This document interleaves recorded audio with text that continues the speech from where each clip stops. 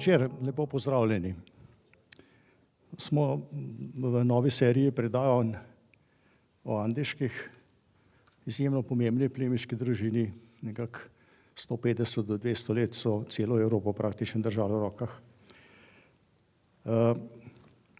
Za uvod bi vas rad povabil, da se preselimo na Zgornjo Bavarsko. In sicer si moramo zamisliti, da stojimo pod Andeško Sveto goro. In oglejmo se 3 prizore. Prvi prizor pravi, da je mitski junak grof Raso, nedokazan začetnik rodu andeških, je v 10. stoletju na Andeški Sveti gori skril zaklad, ki ga je prenesel svojih križarskih pohodov v sveto deželo. Bertolt IV. Andeški je v 3. križarski vojni vodil enega od 4 delov vojske cesarja Friderika Barbarose, to je bilo leta 1190. Sem prepričan, da se domov ni vrnil praznih rok. Zaklad na Andeški Svete gore se je pa po moji presoji mogel še povečati. Drugi prizor. Romarska pot na Andeško Sveto goro stoletja in stoletja privabila romarje z celega sveta. Tako se je zgodilo, da so leta 1388 odkrili legendarni izgubljeni relikvijski zaklad andeških grofov. In zaradi velikega dodatnega obiska romarjev so leta 1455 ustanovili še bedentinski samostan na Andeški gori, na Andeški Sveti gori.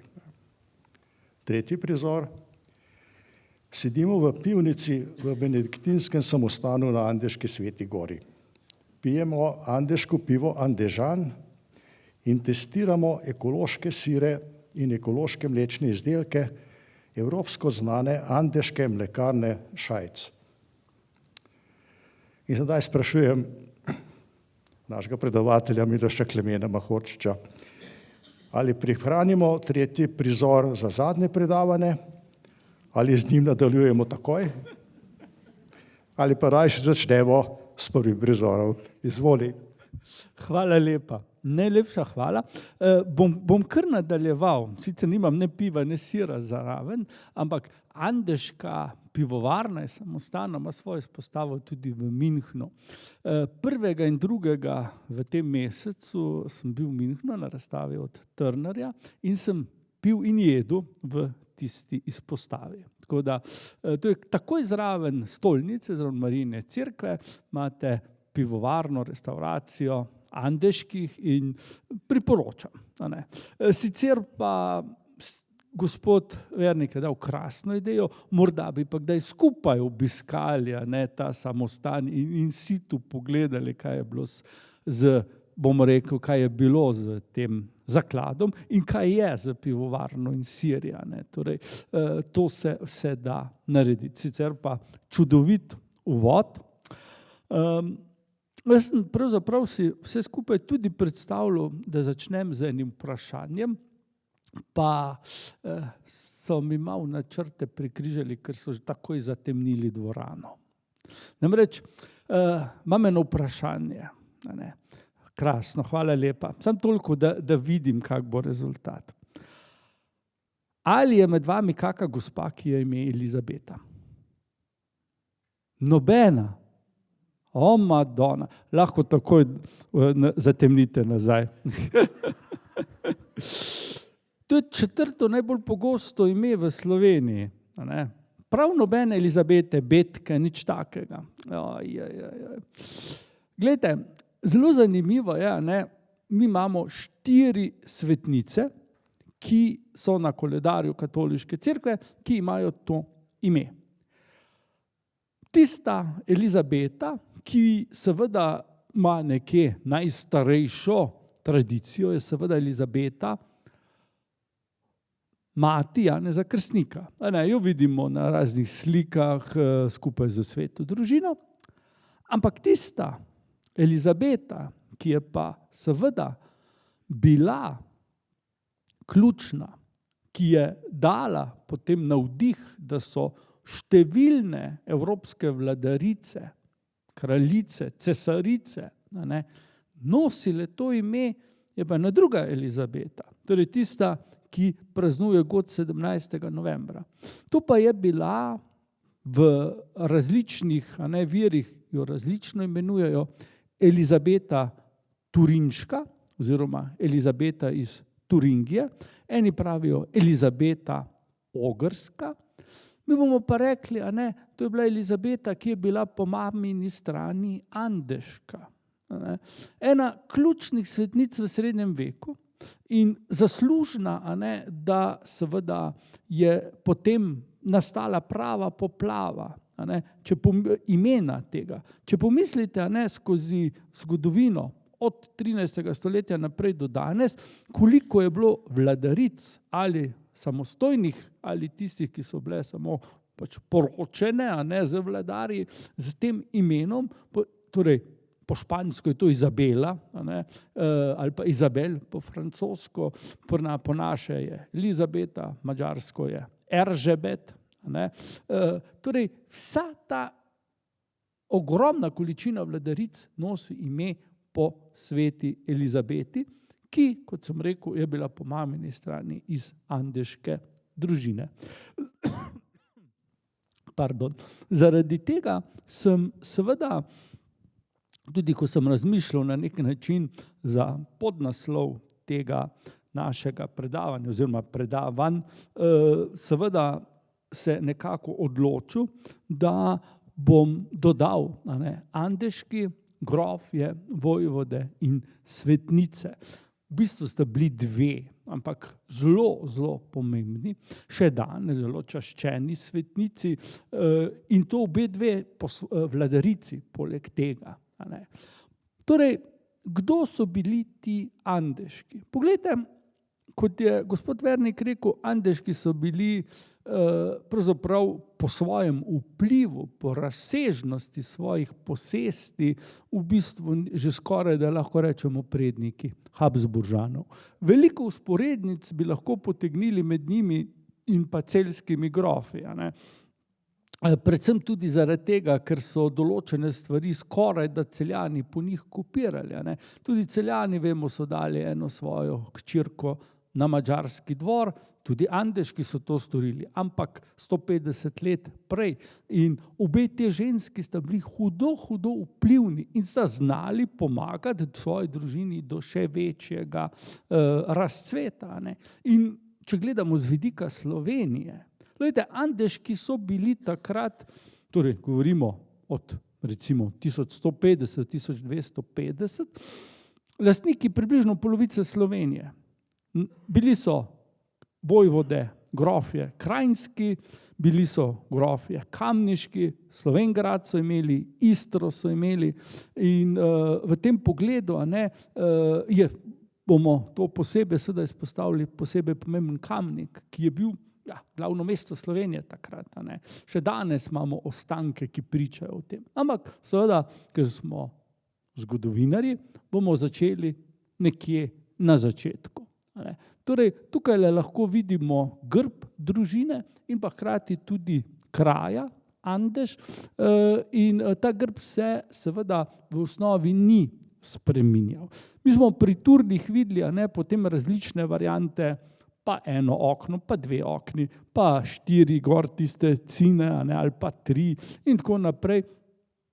Tukaj imamo seveda ti dve grbovni živali, zlate barve, torej imamo leva in pa imamo orla oziroma sokola. To si različno razlagajo, ker pač je barva taka, da je to težko povedati. Glejte, kdo so bili andeški? Tukaj sem našel eno bolj slabo rodovno deblo, ampak to so tisti andeški, ki so seveda pomembni za nas. Zdaj, če boste videli, tukaj prvi za nas pomemben je Bertold II. Ali pa prvi, zdaj, kar se številk tiče, je vedno problem. Problem pa zaradi tega, ker so bili andeški zelo uspešni. To je seveda v srednjem veku pomenilo, da imajo ogromno različnih posesti. In seveda andeški so bili grofje, pa potem vojvode, pa seveda še patriarh, bomo videli, je bil zadnji andeški, pa nadškof, pa ne vem kaj še vse. Ne?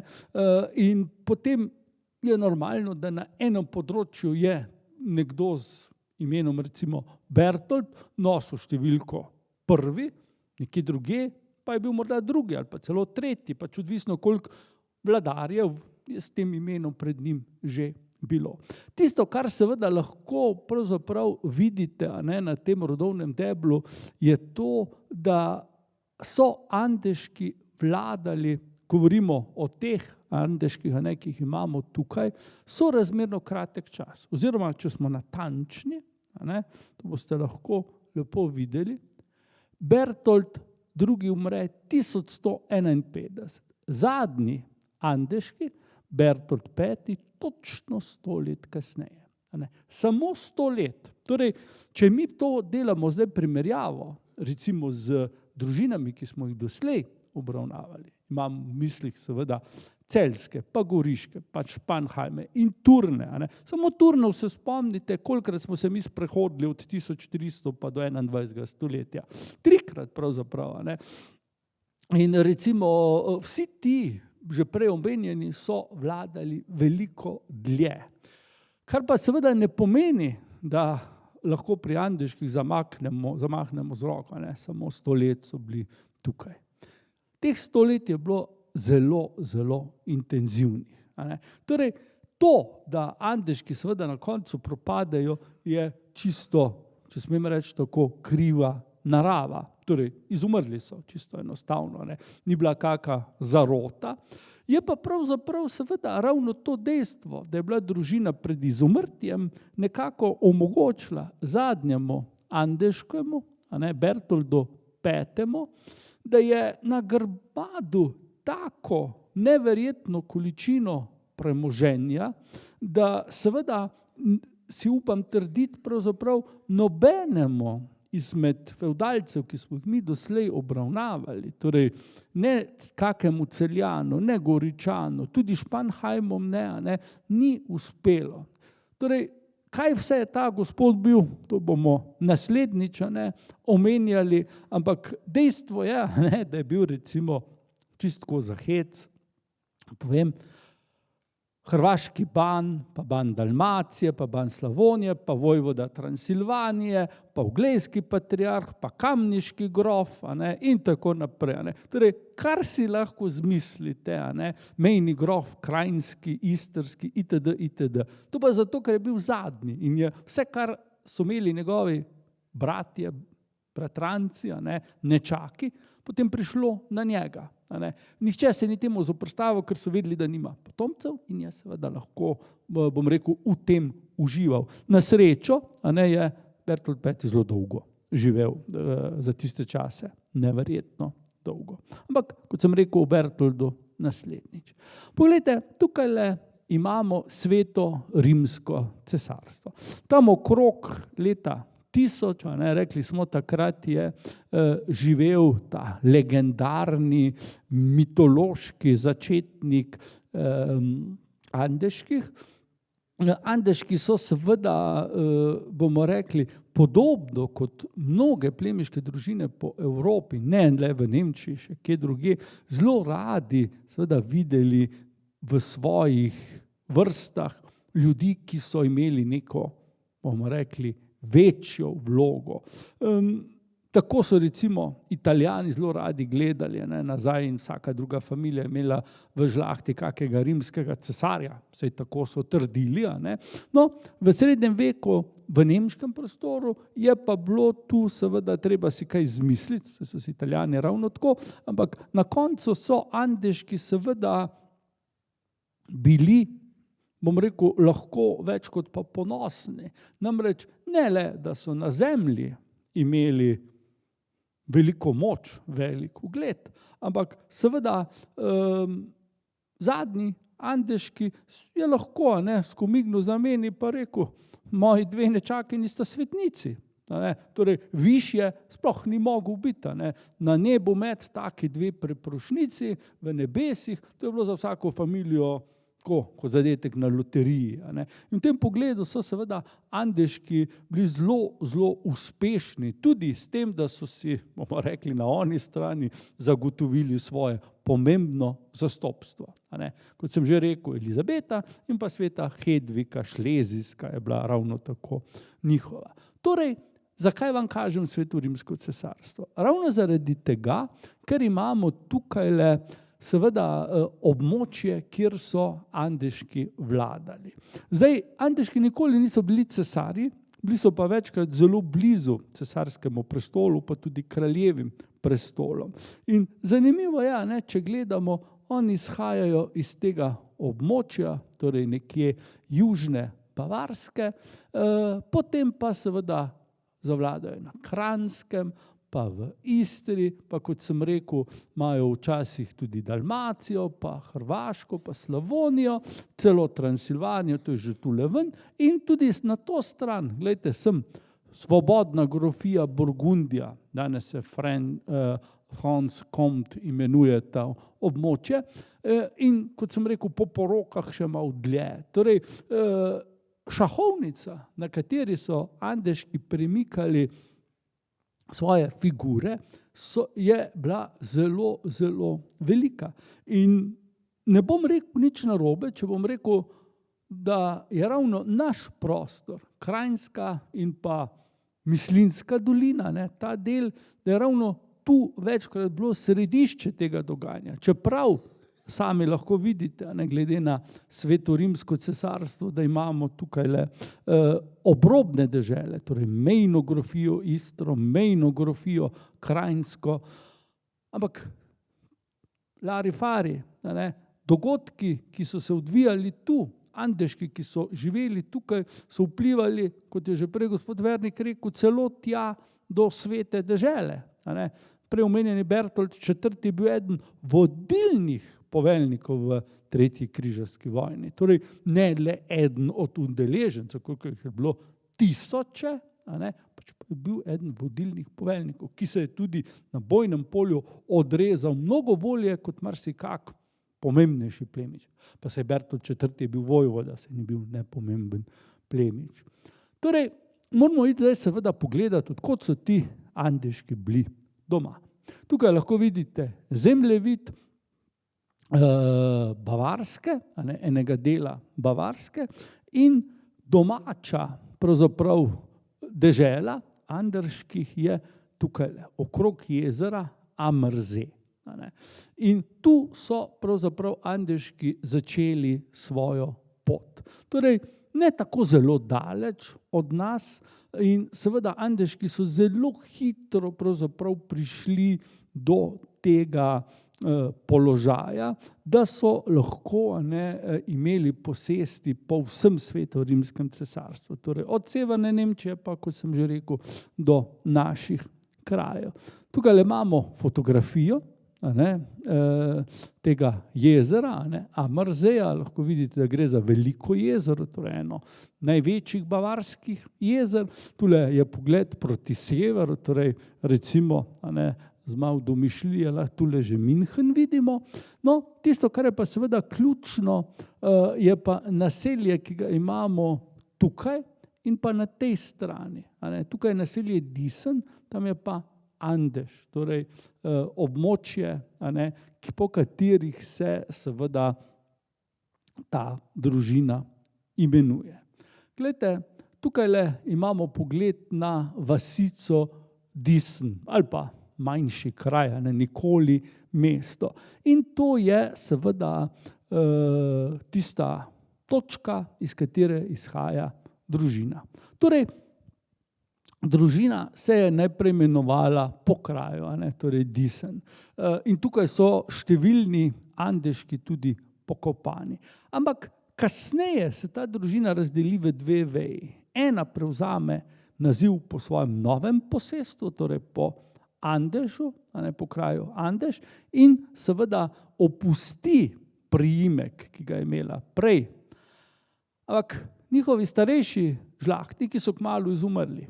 In takrat so Andeški prevzeli naziv grofov Disen, in tudi grofov andeških, ki so ga že imeli in so oba naziva ohranili. Niso pa nikoli šli nazaj k staremu priimku. Torej, danes imamo tukaj lepo samostansko cerkev, vemo, da so jo pozidali že v 12. stoletju. Tukaj lahko vidite, da gre za lep baročen kompleks danes, tako kot seveda številne druge cerkve, tu je tudi ta doživela baročno predelavo v 18. stoletju. No, tukajle pa imamo tega gospoda, s katerim smo se že prej srečali. Za nas bo to začetnik. Ne vemo, kdaj se je rodil, vemo pa, kdaj je umrl, in gre za gospoda grofa Disenskega in Kamniškega. Torej, v tem pogledu seveda moramo takoj tu povedati nekaj. Grofov v Svetorimskem cesarstvu ni bilo veliko takrat in tudi kasneje ne. In to, da so se andeški tako zelo hitro pravzaprav začeli ozirati na jug, na Krajinsko, so seveda, bomo rekli, zelo pomembne informacije. In vemo, da že prej, kot pa v sredini 12. stoletja, obstaja naziv kamniških grofov. To je seveda zelo pomembno. To je pravzaprav eden najstarejših plemiških nazivov pri nas. Imamo seveda še starejše, ampak ne pa seveda, bomo rekli, nazivov, ki bi bili tako zelo pomembni. Namreč, za razliko od mnogih drugih plemiških družin, ki so pri nas obstajale, so andeški, ki so bili, to zdaj vemo, oddaleč, so razmerno daleč, ta Kamnik vzeli za seveda eno od svojih rezidenc, oziroma nekaj časa je bila to tista rezidenca, ki je seveda, iz katere se pravzaprav vse vodilo. In posledično lahko rečemo, da je bil Kamnik v drugi polovici 12. in prvi polovici 13. stoletja eno najbolj pomembnih mest v Evropi. Namreč, ker so bili andeški eni najbolj pomembnejših plemičev v Evropi. In to je seveda zelo pomembna stvar, da vemo, da so ti kraji pri nas imeli veliko vlogo. Torej, morda ne kraji sami po sebi, ampak ljudje, ki so tam živeli, pa vsekakor. Torej, Bertold II. Je seveda se rodil na Bavarskem. Tukaj lahko vidimo pogled na ta samostan v Disnu, kjer je potem bil tudi pokopan, tako kot številni drugi člani družine. To je samostan, ki smo ga že prej videli danes, ima dva zvonika, takrat v 17. stoletju je imel samo enega. In tukaj vidimo pogled pravzaprav z obale Amerzeja, Amerskega jezera na ta samostan in pa vas, ki je bila zraven, torej ob samostanu kot takem. No, in tukaj vidimo Bertolda II. Portret, ki je seveda nagrobni spomenik, kot pravi vitez, oblečen v oklep z zastavo, plapojočo zastavo. Če pogledate, seveda boste not videli to romboidno šahovnico. To je seveda simbol Bavarske. Svetlo modra in pa bela. Tukaj tega ne vidimo, jasno. Kamen je rdečkaste barve, en konglomerat, pač verjetno lokalni kamen. Ampak kaj to pomeni? To pomeni seveda, da je Berthold bil eden tistih, ki so seveda zelo, zelo hlepeli po temu, da postanejo vladarji Bavarske. In da tudi kasneje, namreč ta nagrobni spomenik je nastal približno 200 let po njegovi smrti, se seveda potomci andeških nikakor niso odpovedali tem ambicijam, čeprav so bile takrat že popolnoma mimo.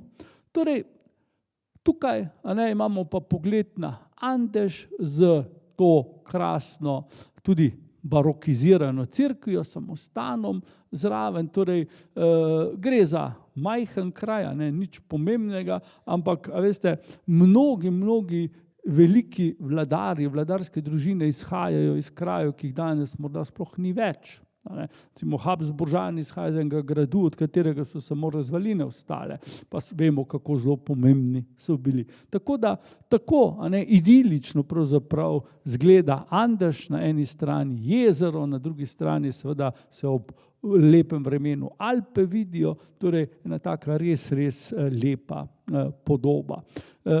Torej iz teh krajev se pa potem vse skupaj razširi.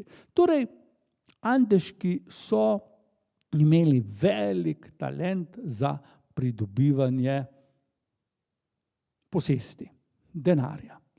To so na več načinov dosegli. Nekaj so kupili, nekaj so dobili z porokami, to bomo videli predvsem v primeru grofa Henrika Andeškega in Kamniškega, ki se je poročil z Zofijo Višnjegorsko, in takrat sta se, če smem tako reči, Gorenjska in Dolenjska združili v Krajinsko. In seveda Andeški so iz tega svojega gnezda ob Amerzeju lepo se širili najprej ob reko Izar, to je reka, ki teče skozi München, potem so šli še malo proti jugu, do doline reke In, tule vidimo Wasserburg, Am In se imenuje ta kraj, in kmalu je pravzaprav pogled Andeških obstal na Alpah. Naenkrat se je izkazalo, da so Andeški z svojim vplivom prišli do neke hudo močne bariere, naravne bariere, ampak v bistvu jim je bil to samo še dodatni izziv. Namreč v tem času so seveda tudi drugi pomembni nemški fevdalci z veseljem gledali proti jugu, pa če smem reči v naše kraje. Spomnite se Španheimov, spomnite se recimo tudi goriških grofov. In eni in drugi so prišli iz nemškega prostora in se potem seveda udomačili na naših tleh. Seveda, tukaj nimamo prav nobene izjeme. Torej, tudi tu se začne seveda dogajati marsikaj zanimivega. Kot že tolikokrat v zgodovini, v srednjem veku, pa tudi kasneje, je bila seveda poroka ena tistih stvari, ki je največ vplivala na premoženje neke družine. Torej dobiti plemenito gospo, ki je imela orengdoto, je seveda bila želja vsakega plemiča, pa tudi ne plemiča v tistem času. In seveda pri Andeških ni bilo čisto nič drugače. Bertold II. Je seveda našel še boljšo varianto. Namreč našel je Sofijo Istrsko. Sofija Istrska je bila edina hči in dedinja tedanjega mejnega grofa Istre, ki je bil sicer tudi Nemec po rodu, iz družine Weimarskih, je izhajal torej iz današnje Turingije. In seveda poroka, ki je bila tako kar nadaleč, malo si predstavljate v glavi, kje je Istra in kje je recimo München, je kar danes, kar nekaj ur vožnje, če tako gledamo, takrat govorimo seveda o tednih poti, in seveda je pa Bertold zelo dobro zračunal, kaj to pomeni. S tem seveda bo svojo oblast razširil daleč na jug. Nekdo bo rekel, ja, to je razdrobljeno, kaj pa je to dobrega v tem, če ti imaš seveda eno njivo, če hočete, v Radovljici, pa ta drugo, recimo spodaj v Komendi. Načeloma je to problem, ker se moraš gor pa dol voziti. Ampak če imaš pa ti namen kupiti vse, kar med enim in drugim leži, je pa to zelo fajn.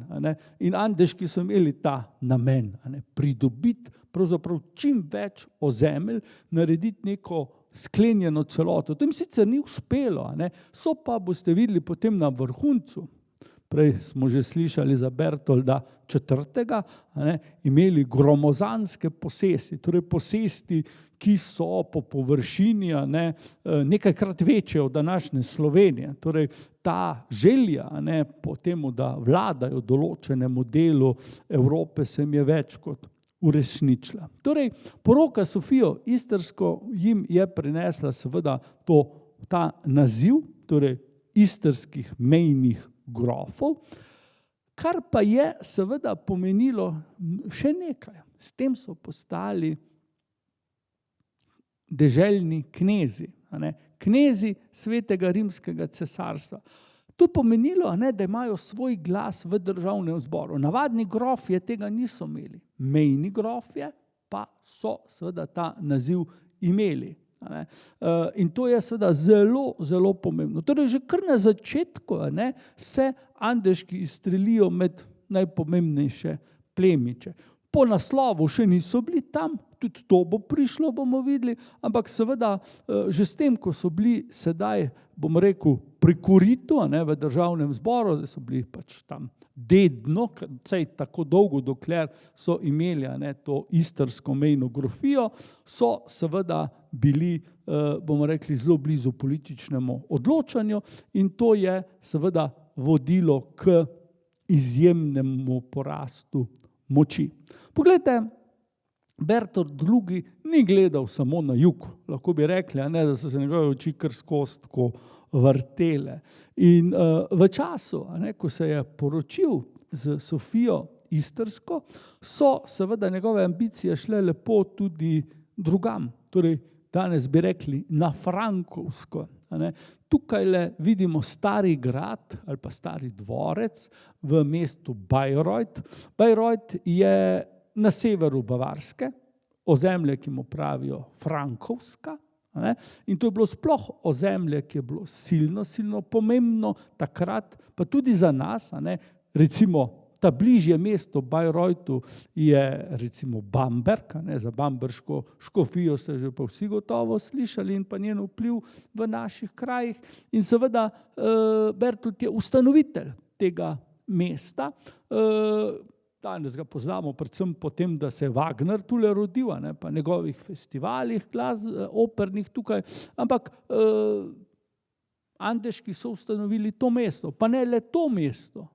Ustanovili so tudi bližnji Kulmbach, kot vidite, z enim mogočnim gradom, leta 1937, potem pa seveda so se odločili, da bodo prešli na osvajanje juga. Torej, naslednja, ne bom rekel žrtev, ampak pridobitev, je bila Pustriška dolina. Če se boste spomnili, smo mi o Pustriški dolini že zelo velikokrat govorili med našimi predavanji. Tu so bili goriški grofi, tu so bili potem Španhajmi, vmes pa andeški. Pustriška dolina je seveda zelo, zelo pomembna. Zakaj? Zaradi seveda povezave, če hočete, med Koroško, recimo tem območjem okrog Vrbskega jezera, preko Beljaka, Špitala po Pustriški dolini, v seveda dolino, potem, ki pravimo Južna Tirolska, recimo Brixen. No in tam blizu, bomo videli, ne tako daleč naprej v prihodnost, so si seveda andeški umislili še eno posest, še pomembnejšo. To je bilo pa vojvodstvo Meransko, torej Meran z okolico. In tam so obvladovali potem tudi pot, ki je šla preko Brennerja v Italijo. Torej, te posesti, če skupaj seštejemo, še niso bile nekaj velikega, ampak, a veste, bile so pa strateško zelo, zelo pomembne. Točno so vedeli, kako in kam usmeriti svoj vpliv, kje kupiti, kaj kupiti, kam se vženiti. Ker zdaj seveda so naenkrat imeli ogromne dohodke. Poglejte, kdor je želel potovati, če hočete, iz Avstrije proti severni Italiji ali pa potem seveda iz nemškega prostora preko Južne Tirolske v Italijo, je šel čez njihove posesti. In mi vemo, ko smo že veliko tega fevdalizma obdelali in vemo, da so tu bile seveda cestnine, pa mostnine, pa razne splavarine in tako naprej. Torej, kovanci so kar lepo padali v njihove skrinje. Torej, Pustežka dolina, tam nekje okrog 1140 postane last Andeških. In kot sem rekel, Andeški postanejo zdaj pomembni. Torej, cesar Konrad III. Spozna, da je Bertold seveda pomemben, da vlada na točkah, ki so strateško pomembne, in takega fevdalca je seveda bilo treba imeti na svoji strani. In ga seveda tudi primerno nagraditi za zvestobo. Mi vemo, da po letu 1140 Bertold veliko časa preživi na dvoru Konrada III., enega zadnjih salijskih cesarjev, kar se mu seveda izplača. Namreč cesar mu nameni novo posest in to posest povzdigne v grofijo, torej leta 1143 dobimo kamniško grofijo in naziv kamniškega grofa, ki ostane v družini do izumrtja. Torej, bomo rekli, naslednjih 100 in še nekaj let. In s tem se seveda začne pravzaprav neka širitev andeških na našem območju, rečemo tako. Poglejte, tudi tu so andeški ravnali tako, kot so seveda drugje. Vzeli so si eno točko in se potem počasi širili, tako kot ena epidemija, gor proti Motniku, pa seveda v potem Tuhinjsko dolino, na drugi strani dol proti Domžalam, Ljubljani, proti Kranju. Pri Kranju ne vemo, po enih virih naj bi bil njihov, po drugi strani ne, ampak kaj je tu pomembno? Ta širitev je seveda bila v tem smislu, da bi nekoč, in ta nekoč je tudi prišel, potem se združili za svojimi posestmi v Istri. Mi bi rekli Istra, Kras, del Notranjska, to je že bilo po poroki njihovo. In seveda iz Kamnika so dol lepo gledali proti Pazinu, kot središču istrske grofije. Hkrati se je seveda njihov apetit obrnil čisto v drugo smer, v Mislinjsko dolino, kjer bomo videli, da so seveda pripomogli ne le k ustanovitvi Slovenj Gradca, pač pa seveda Slovenj Gradec naredili za svojo nekje drugo rezidenco. Vsekakor pa zelo pomembno, ker so celo denar tam kovali. Torej, tu imamo družino in dobro, zaenkrat, mi morate na besedo verjeti, ker imamo samo prvega člana šele, ampak boste videli, da tudi nasledniki niso bili prav nič drugačni, ki je načrtno seveda gradila neko, ne bom rekel imperij, ampak neko svoje teritorialno ozemeljsko gospodstvo. In pri tem so bili hudo uspešni in seveda doživeli tisto, kar pač seveda je bilo nujno, kar bi se zgodilo v vsakem primeru, namreč hudo zavist sosedov. To je bila pravzaprav tista temna točka vsega, namreč ko je ta zavist prerasla vse meje, ko je tudi andeška moč prerasla vse na nek način meje, se je potem to obrnilo proti njim in so seveda hudo trpeli zaradi tega. Ampak ne še zdaj. Zdaj je šlo vse le navzgor. Torej, Bertold III. Je seveda nasledil svojega očeta, Bertolda II. Spomnimo se, umrl je ta gospod leta 1151. No, Bertold III. Je potem vladal na andeških posestih do leta 1188. In vidimo, da je od očeta podedoval nazive grofa Disenskega, Kamniškega, seveda mejnega grofa Istrskega, cesar, pa dal naziv še seveda mejnega grofa Krajinske. Kaj je to pomenilo? To je pomenilo seveda, da je Bertolt III. Bil dvakrat mejni grof. To pomeni, da je seveda bil dvakratno upravičen do položaja v državnem svetu, če hočete, parlamentu, plemiškem parlamentu Svetega rimskega cesarstva. In to seveda ni nekaj, kar bi bilo nepomembno. Torej, tu vidimo, da so bili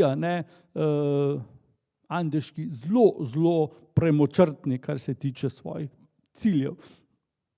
In tudi pod tem Andeškim, torej pod Bertoldom III. Imamo seveda zgodbo, ki se absolutno samo navzgor vzpenja. Torej, tukajle zdaj pa lahko seveda vidimo zemljevid mejne grofije Kranjske. Vsekakor zelo pomembno. Torej, vidimo, Kranjska sega tukaj, od seveda izvira Save Dolinke, pa pravzaprav skozi seveda vso Posavje, potem dol do meje z Hrvaško. Ozemlja, ki jih imamo seveda tukaj zraven, so ozemlja, ki absolutno so seveda tudi Andeškim padla v vezir. Poglejte, to, kar gledamo tukaj, to je mejna grofija Istra. Ta je že bila njihova. Zdaj, če se malo ozremo seveda navzgor, to je pa Pustriška dolina. No, tule zgoraj seveda imamo pa potem recimo že reko In pa njihove druge posesti. Torej, Andeški se lepo širijo, vidite, tule je Amerze, tukaj, potem vmes, spodaj in ni bilo tega konec. In to je tisto, kar je seveda zelo pomembno. Torej, družina se širi, njen ugled, njen pomen se širi. Torej, Bertolt III. Postane zaveznik cesarja Friderika Barbarose, Friderika I. Barbarose iz družine Hohenstaufovci, pri nas večkrat rečemo Štaufovci. Zdaj, treba je povedati, čisto tako na začetku, da so bili seveda Andeški ves čas, do svojega konca pravzaprav zavezniki Štaufovcev, kar se jim ni vedno pozitivno obrestovalo, v večini primerov pa. Konec koncev je bil ravno cesar seveda tisti, ki jih je kasneje povzdignil v meranske vojvode. Zato tudi govorimo o družini Andeš-meranskih. Naziv, ki je bil za njih narejen in ki je z njimi ugasnil. Po tem, ko Andeški izumrejo, nimamo več meranskih vojvod, ampak do vojvod seveda še pridemo. Zdaj morate seveda vedeti nekaj. V času, ko je na prestolu bil Friderik I. Barbarosa, je bilo cesarstvo v hudih težavah. Kar naprej so se morali kje boriti, torej cesar je bil večji čas na vojni, pa so bile križarske vojne, pa so vojne bile v severni Italiji in seveda, če pomislimo, da imamo nemškega cesarja, ki se bori veliko časa v severni Italiji, potem je na nek način ključno vprašanje, kako bo seveda cesar z svojimi vojskami špranciral gor pa dol.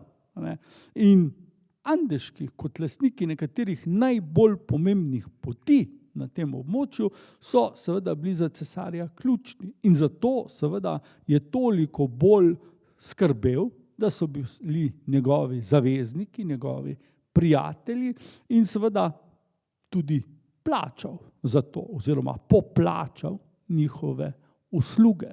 Poglejte, treba je povedati, da seveda pri Andeških nimamo samo tega, da poglavar družine skrbi za to, da se bo vse skupaj večalo. Pomemben je bil tudi vpliv, ki so ga imeli drugi člani družine. In Zelo zanimivo je, sej, kolikor sem do zdaj preštudiral te družine, ki so vladale na našem teritoriju, so Andeški na samem vrhu po tem, kako so zelo spretno se urinili v razne cerkvene službe. Recimo Bertoldov brat, Oto, je v zelo rosnih letih postal opat samostana Neustift, Nova Čela, pri Brixnu na današnjem južnem Tirolskem. Zdaj, ta samostan, če hočete, leži na eni točki, ki je sama po sebi klicala Andeške, da si jo pridobijo. Zakaj? Kje je ta samostan lociran? Točno na stičišču, kjer se Pustiška dolina izpelje v to dolino, ki gre iz prelaza Brenner, pa potem dol proti Bolcanu, proti Veroni. Torej, strateško zelo pomembna točka. In samostan je bil seveda že zaradi tega zelo, zelo bogat. Torej, Oto postane opat tega samostana, kar pa seveda ni bilo za njega zadost. Oto je seveda želel več. In ker je bil seveda brat dobrega vazala, cesarja Barbarose, pride na vrsto škofija, kar sosedna. Oto se je samo za 3 kilometre preselil, pa je bil v Brixnu. Vsi vemo, kakšni povezavi sta Brixen in pa Bled. Tako da, čeprav bom velikokrat govoril o seveda predvsem Kamniku in pa pomenu, ki ga je Kamnik imel v tej družini, tudi Bled je seveda nekaj časa bil pod vplivom Andeških. Ampak Oto je rekel, Brixen vse je v redu, da bi še kaj več. In kaj se zgodi? Postane škof mesta Bamberg. Zdaj, Bamberg pa seveda ni bil kar nekaj takega. Konec koncev, še danes, če gremo v to mesto, lahko vidimo prečudovite srednjeveške spomenike. Bamberška stolnica je ena najpomembnejših sakralnih zgradb v celi Nemčiji. In škof v Bambergu je imel seveda eno zelo veliko vlogo. Imel je tudi naziv, ki kasneje je prišel na neko drugo škofijo, ampak vendarle, bil je vojvoda Frankovske, eden najpomembnejših plemičev v cesarstvu. Zdaj, zakaj ta naziv pripada škofu, ne pa kakemu posvetnemu gospodu? Ja, zaradi tega seveda, ker so cesarji dobro vedeli, kako je to območje pomembno. In so rekli, boljše, da se na tem mestu menjajo ljudje, pa da imamo vpliv na to. In seveda, kot pa da je to nekaj dednega in izgubimo vpliv. Zdaj bo seveda kdo tukaj rekel, da krivo vero širim, da so seveda bili papeži tisti, ki so umeščali škofe. To je pa investiturni boj, o čem ste gotovo že slišali. Glejte, ravno v Bambergu, ravno v bamberški stolnici imamo en tak, bomo rekli, par excellence primer, kako se je to odvijalo. Vi vsi veste, vsaka cerkev ima na koncu tisti polkrožen ali pa 5-osminski zaključek, ki mu pravimo kor ali pa presbiterij, tam, kjer je oltar. Če je že kdo od vas bil v bamberški stolnici, bo pritrdil temu, kar bom zdaj rekel. Namreč ta hudič ima pa 2 kora. Zakaj 2? Enega spredi pa enega zadnji, čist neumno, z današnjega vidika. Takrat je pa to pomenilo, da si to cerkev lastita papež in pa cesar, vsak na svoji strani cerkve. Namreč cesarji nikakor niso seveda želeli papežu dovoliti, da bi on bil tisti, ki bi odločal, kdo bo frankovski vojvoda. In to, da je Oton postal škof v Bambergu in vojvoda Frankovske, to je seveda pomenilo, da mu cesar še kako zelo zaupa. Lahko si mislite, da je to seveda tudi pozitivno vplivalo na družinske posesti v sosednjem Bayreuthu, Kulmbachu, to smo pogledali, to je seveda Oto dobro poznal, to so bile posesti njegovega očeta, zdaj so bile posesti njegovega brata in seveda kot škof v Bambergu je lahko zelo lepo pazil, da so te posesti se lepo razvijale, pa da ni morda kak od sosedov stegnil prstov po tej andeški lastnini. In seveda takih primerov je ogromno.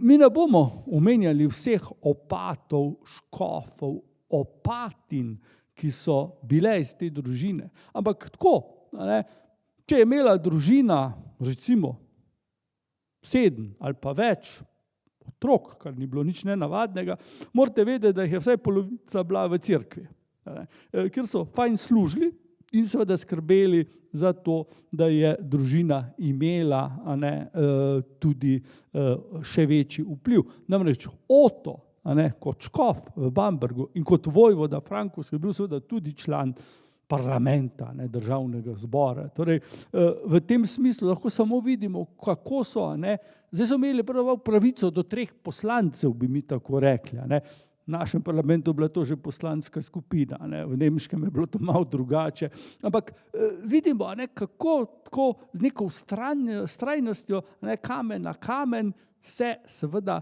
ta andeška posest veča in njihov vpliv ravno tako. Torej, cesar je seveda podelil v fevd tudi Pusteljško dolino, torej podelil. Ja, Pusteljška dolina je že bila njihova, ampak zdaj je rekel, bodi še grof te doline. In zdaj mi lahko začnemo že seštevati, pa je bil andeški, pa disenski, pa kamniški, pa krajinski, pa istrski, pa pušteriški, torej 4-krat je bil navaden grof, pa 2-krat je bil mejni grof. To se, bom rekel, širi, ko je nalezljiva bolezen. S tem, da je bil cesarjev žegen na to Pusteljško dolino dan, to nam pomeni seveda samo to, da je cesar vedel, da je dolina v varnih rokah. Varnih seveda zanj. No, tukaj pa lahko vidimo en zanimiv ostanek iz časa andeške prisotnosti v Bambergu.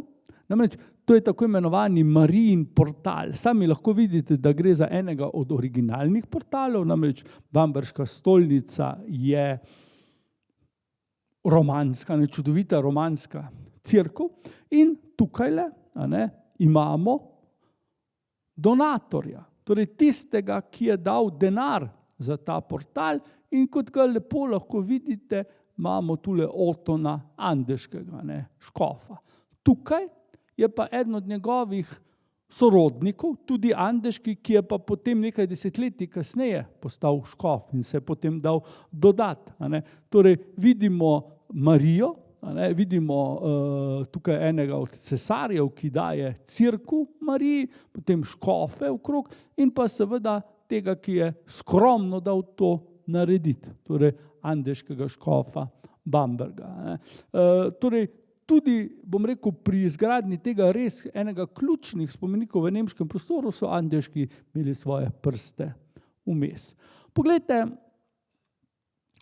tukajle seveda imamo zdaj končno, če smemo reči, eno tako pomembno zgodbo. Do zdaj smo morda nehote dobili občutek, da so andeški kar tako se sprehajali, malo sem, malo tam in da jim je kar v naročje vse kar tako padalo. Torej, brez nekega napora, če hočete, brez vojne. Tukaj imamo seveda zdaj neko drugo zgodbo. Torej, to, da so se andeški seveda tako lepo zasidrali v našem prostoru, ni bilo povšeči vsem, marsikomu ne. Med njimi je bil tudi Otokar III. Štajerski, gre za vojvodo, Štajerske, ki je sodil v eno od podvej avstrijske vladarske hiše Babenberžanov. No, Ottokar seveda je gledal z veliko nejevoljo na Bertolda III. Zakaj? Glejte, ja, denar. Malo razmislite, kaj je bilo vmes. Glejte, jaz sem že prej rekel, to smo že pri številnih predavanjih rekli, kako zelo pomembne so bile razne poti in seveda carine, mostnine in tako naprej na teh poteh. Okay? Kaj je naredil Bertold III.? Bertold III. Je vladal v Kamniku in si je rekel, kaj pa, če bi mi ta glavno pot med Krajinsko pa Štajersko raj gor čez Tuhinjsko dolino speljali, pa bi tam služili, tam je le naša posest. Pustimo Trojane pri miru. In tako se je zgodilo. Seveda, Bertold ni nobenega vprašal, na svojem je lahko delal, kar je hotel. In je seveda s tem razjezil štajerskega gospoda, Ottokarja III., ki je seveda bil pomeni lepe dohodke, to si lahko mislite. Pride do vojne, ki se konča seveda z Bertoldovo zmago. Kaj je Bertold zdaj dosegel? Dosegel je seveda to, da je pravzaprav mu štajerski vojvoda, seveda z podporo cesarja, jasno, odstopil Mislinjsko dolino. Ozemlje, ki je bilo seveda in je še danes strateško pomembno. Mislinjska dolina je, če hočete, najbolj zahodni del Štajerske, hkrati so pa to vrata v Dravsko dolino in pa seveda gor na Koroško. In Bertold je točno vedel, kaj hoče. Želel je imeti spet eno tako ključno točko v svojih rokah. Ne vem, če je Bertold vedel, da so že Rimljani to vedeli pred toliko in toliko tisočletji, stoletji. Dejstvo pa je, da se on tega zavedal. In recimo ni rekel, dajte vi meni še Tuhinjsko dolino, poleg Motniške, pa morda še Vransko, pa tako. Ne, zbral si je neko posest, ki je so razmerno daleč od Krajinske, od Kamniške, čeprav seveda, če gledamo, če bi gledali stare pravzaprav zemljevide, torej slovenskih občin, še preden, da jih je bilo 200 pa še nekaj, takrat, ko jih je bilo samo dobrih 50, takrat bi videli, da sta se kamniška občina pa občina Črna na Koroškem stikali. Ne me za besedo držati, da je še danes tako, ampak dejstvo je, seveda, da je lepo Bertold iz Kamnika gledal in videl, Mislinjska dolina, tisto je pa fajn, tam se bomo pa usidrali. In so se.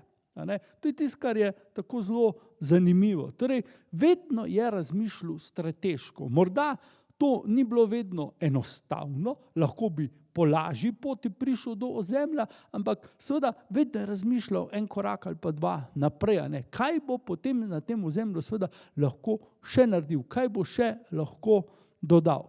Ampak seveda Bertold ni bil samo, bom rekel, človek, ki bi razmišljal v tem našem prostoru. Bil je človek, ki je razmišljal dejansko širše. In z dovoljenjem cesarja je v vasi Ambras ustanovil grad. Grad Ambras, ki ga zdaj gledate, seveda ta, kakršnega so ga Habsburžani naredili potem v 16. stoletju. Ampak seveda za Bertolda je ta grad predstavljal nekaj izrazito pomembnega. Namreč, gledajte, jaz sem že prej parkrat rekel, s koncem Pustriške doline so seveda Andeški imeli enega dostopov do te ključne prometne povezave čez Brennerski prelaz iz Nemčije v Italijo. Torej, na južni strani so bili oni tisti, ki so seveda lahko vse potnike, ki so šli mimo proti jugu ali pa proti severu, nadzorovali. Ok. Kje pa Ambrus leži? Ja, Ambrus leži pa na severni strani. Torej, naš Bertold je zdaj seveda dvakrat lahko kasiral. Ko so šli ljudje gor v breg, pa ko so dol prišli. In obratno. Na južni strani je bila mitnica Andeška, na severni strani je bila mitnica Andeška. In seveda to ni kar tako, da je bilo tega denarja res, res veliko. Nam priča seveda en dogodek, morda ga je kdo že zaslutil, predvsem tisti, ki ste že tule okrog hodili, veste točno, kje je Ambrus. Kaj se je zgodilo? Poglejte, samo leto zatem je naš Bertold III. Ustanovil Innsbruck, torej danes glavno mesto Tirolske. Torej Ambrus leži pač tu je pogled na centralni del mesta in tule nekje leži pa Ambrus. In tule gor je potem pot speljana čez prelaz Brenner v južni del Alp in potem naprej v Italijo. S tem so se seveda Andeški usidrali na Brennerju. Torej, to je seveda pomenilo za njih zelo, zelo veliko. Seveda so imeli konkurenco, tako in drugačno, ampak tudi, bomo videli, tudi za to konkurenco so lepo opravili. Poglejte, zdaj pa seveda bomo videli, kako so širši evropski, da ne rečem svetovni dogodki, vplivali na Andeške, seveda pozitivno. Tukaj imate podobo, nagrobni spomenik vojvode Henrika Leva.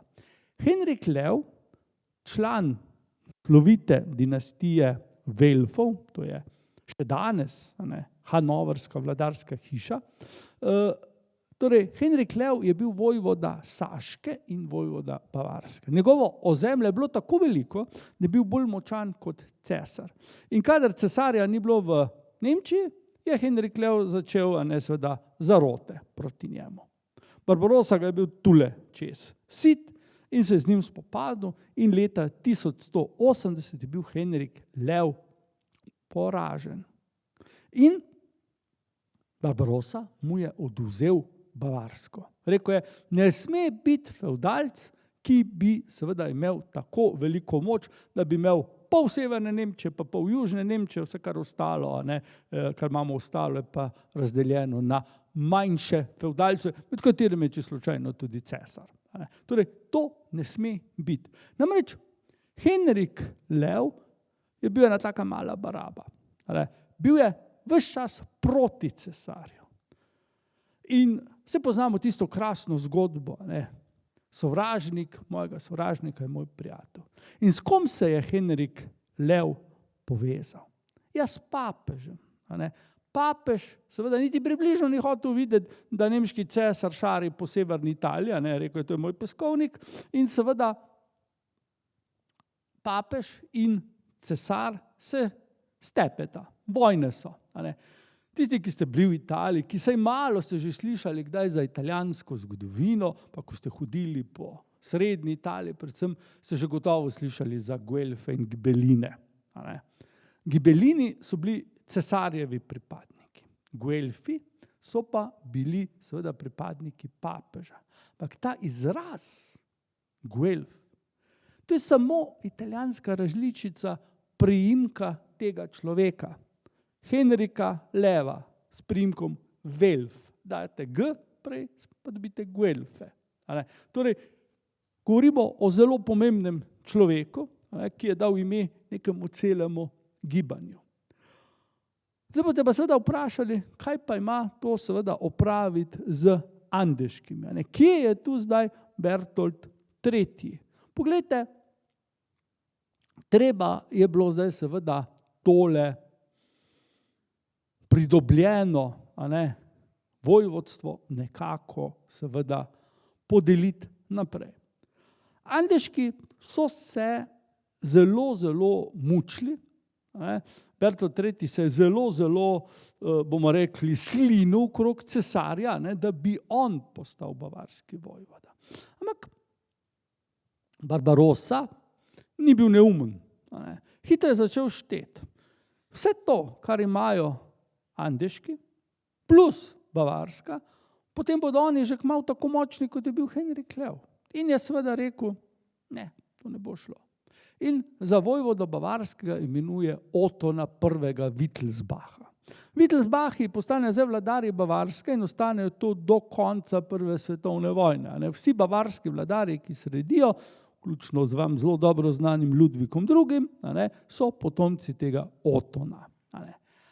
Ampak, seveda, cesar na noben način ni želel užaliti andeških. Sploh ne. Namreč andeški so pa zdaj seveda dobili v posest številne fevde na Bavarskem, kar je seveda de facto izničilo to imenovanje. Oton je sicer bil vojvoda Bavarske, ampak lastniki večjega dela zemlje kot pa on so bili pa andeški. Torej, bolj v tem lepem nemškem izrazu titel ohne Mittel. In tudi to ni bilo seveda še konec. Namreč, glejte, da bi seveda ne bili andeški užaljeni, se je odločil cesar in sina Bertolda III., Bertolda IV. Imenoval za vojvodo Merana, Meranije. Torej, mesta danes na Južnem Tirolskem, ki je seveda s tem postalo središče posesti. Posesti andeških. Zdaj, tu bomo spet morali se malo spomniti za nazaj. Tisti, ki ste v Meranu bili, boste to dobro vedeli. Tisti, ki še pa niste bili, vas pa čaka izlet tja, je zelo lepo. Namreč, gor nad Meranom je en grad, ki se mu reče Tirol, in iz tega ven pride ime za pokrajino. Vemo pa, da so naši goriški bili potem tirolski grofi, ampak seveda potem, ko seveda andeški že izumrejo. Torej, tu je vse povezano. Poglejte, kaj imamo zdaj?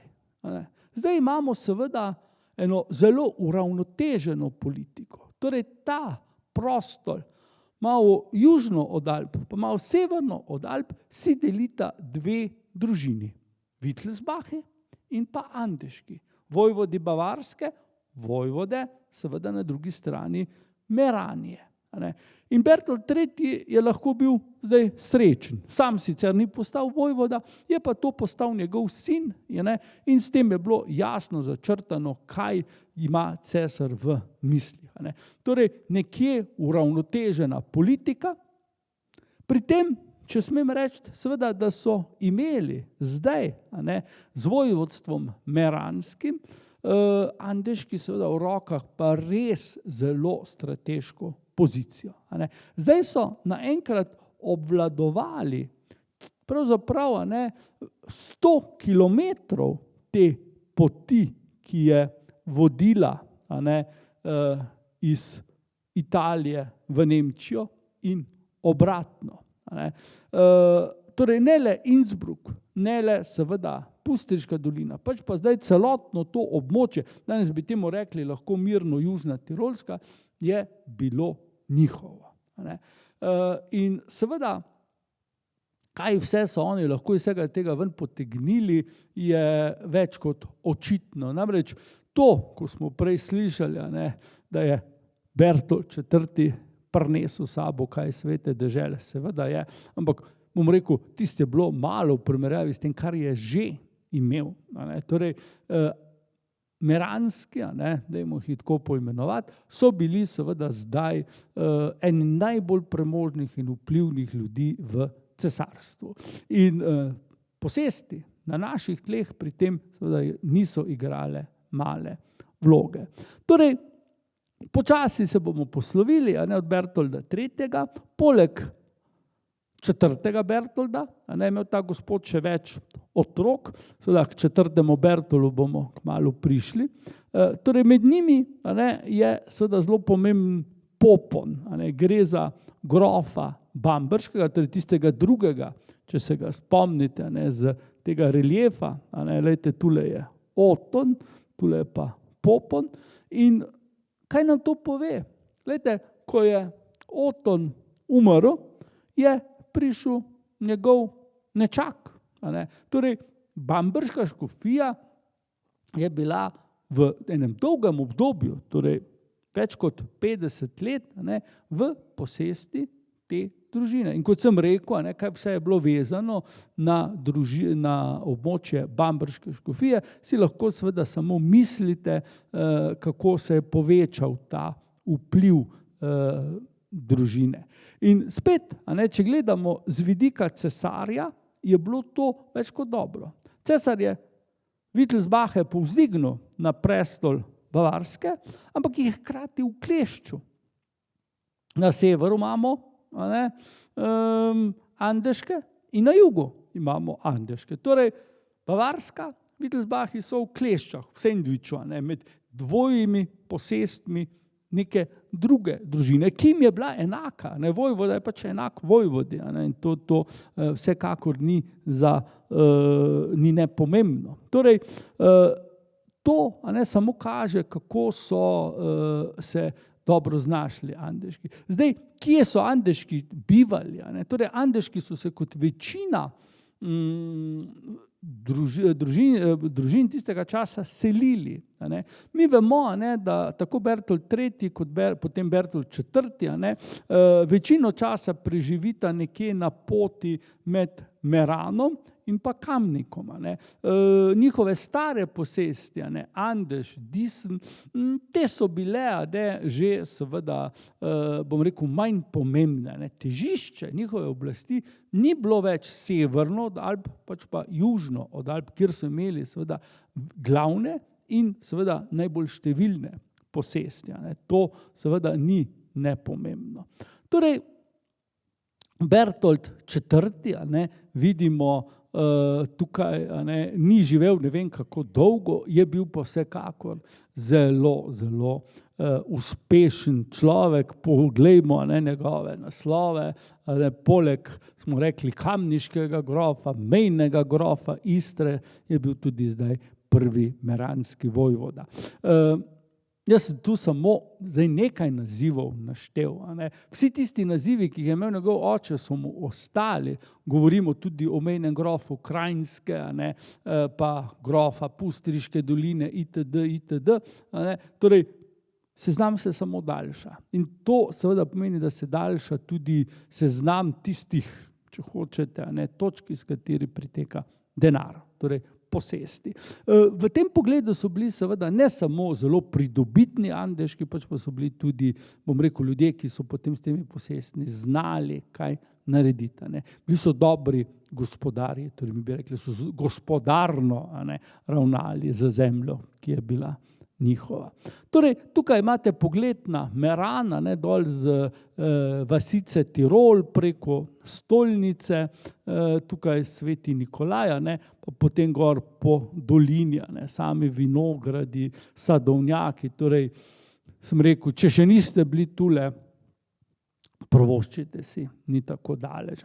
Vem, da ste večkrat množično šli v Brixen, čisto razumljivo, no, Meran je približno 3/4 ure proč, in se splača pogledati ta kraj, res taka, bom rekel, idilična podoba, kar se Rastja tiče in kar se tiče kulturno-zgodovinskih spomenikov.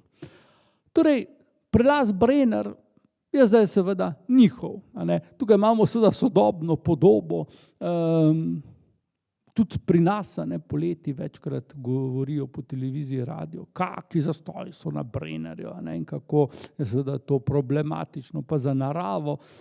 To pomeni, da je Brenner še danes, po 800 letih, enako pomemben, kot je bil takrat, ali pa je bil takrat še toliko bolj. In samo mislite si lahko, kako je zdaj Bertold IV kot seveda lastnik ozemlja tu spredaj, zadaj, bil pomemben. Kaj vse je iz tega lahko stisnil. Ne vem na pamet, lahko si morda pogledate na internetu, koliko stane prevoz čez ta prelaz, pa si hitro zračunite, če bi bili lastniki, koliko bi zaslužili samo od tega. Torej, takrat gotovo ni bilo dosti drugače. Poglejte, Friderik Barbarossa je proti koncu svojega življenja sklenil, da bo šel na križarsko vojno. Doma je upravil, kar je imel za upraviti, imel je sina, ki ga bo nasledil. Rekel si je, veliko grehov sem naredil, treba iti v sveto deželo. In to je obdobje 3. križarske vojne. Friderik se poda na to križarsko vojno, ki je potekala, kot vidite, okrog leta 1190 in kar je seveda pri vsem skupaj ključnega, Friderik nikoli ne pride v sveto deželo. Umre nekje v današnji Turčiji, recimo mislim, da tule pri Sisu umre, ne da bi uzrl sveto deželo. Njegovi vitezi seveda niso zdaj stali križem rok, cesarja so na hitro pokopali, tako na hitro, da še danes ne vemo, kje je pokopan, in šli seveda na jug. Na jug in se tam seveda združili z vojskami, ki so že bile. Morda se boste spomnili, tam imamo seveda francosko vojsko z Filipom II. Augustom na čelu. Filip je bil čisto slučajno, v tistem času svak od Bertolda, bil je poročen z Bertoldovo sestro, in potem imamo še Richarda Levja Srčnega tukaj. Torej, pa seveda avstrijskega vojvodo Leopolda III., torej cvetober evropskega plemstva. Treba je povedati seveda, da ti gospodje so se bolj sprehajali, tako kaj drugega. Namreč muslimani so seveda bili močni. Na čelu muslimanov je bil veliki sultan Salahadin, eden največjih vladarjev srednjega veka, eden najpomembnejših vladarjev, in seveda proti njemu ni bilo kar tako enostavno voditi vojne. Ampak seveda naš Bertold, ponosen, sveže pečen vojvoda, pravzaprav v tej vojski, ki je ostala po cesarjevi smrti, prva glava, najpovišji fevdalec, je seveda zdaj prišel v sveto deželo in hitro ugotovil, da je tu treba nekaj narediti. To ne gre kar tako, vse skupaj. In kaj se zgodi? Začel se je pogajati. Zelo daleč na eni strani in na drugi strani se je začel vojskovati. Ampak stopimo nazaj. Poglejte, med potjo v sveto deželo se je Bertold v Nišu srečal z srbskim vladarjem Štefanom Nemanjo. Bila sta si všeč in seveda prišlo je do ideje, da bi seveda se družinsko povezali. Oba dva sta imela sinove, oba dva sta imela hčerke in zakaj ne? Torej vidimo, da so Andeški gledali že zelo fejst dol na Balkan.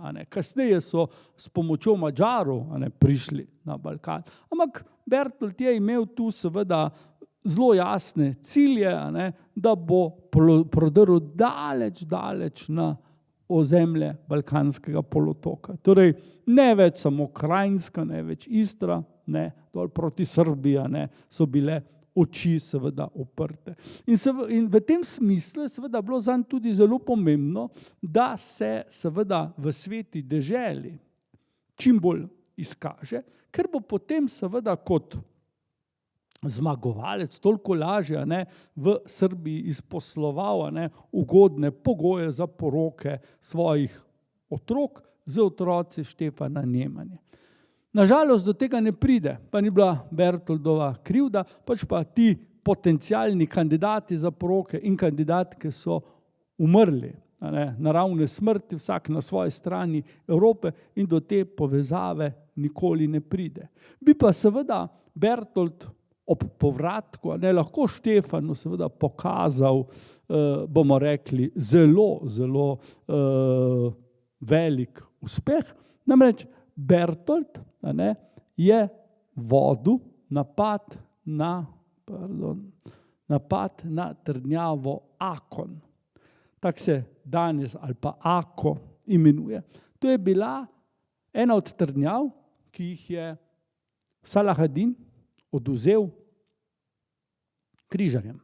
In Bertold je bil eden tistih, ki je vodil napad in tudi zasedel trdnjavo. Res je, da je moral se potem umakniti iz trdnjave in bojno slavo prepustiti Richardu Levjesrčnemu. Ampak to ne zmanjša dejstva, da je bil seveda on tisti, ki je to trdnjavo zasedel. In to se je vedlo. Skozi stoletja se je to malo pozabilo, ker pač Richard Levjesrčni je bil le kralj, pa še taka velika legenda, ampak seveda dejstvo je, da je bil Bertold tisti, ki je tu zmagal. Da boste lažje razumeli, tukaj imamo to trdnjavo malo drugače poimenovano, to je Akre. To je danes v Izraelu, sosednji Tir, to je že Libanon. In to je seveda bila zelo, zelo pomembna trdnjava. Torej, treba povedati, Bertold je bil jezen, bil je slabe volje, zmagal je v bitki, slava je pripadla drugemu, njegovega šefa, če smem tako reči, ni več bilo, cesar je bil pokojen in seveda tudi njegov svak, Filip II. Avgust, se je umaknil domov in je rekel, Bertold, nimam več kaj za iskati tule, in je tudi on šel, se je vrnil domov, ovenčan z slavo, ampak seveda z nekim grenkim priokusom.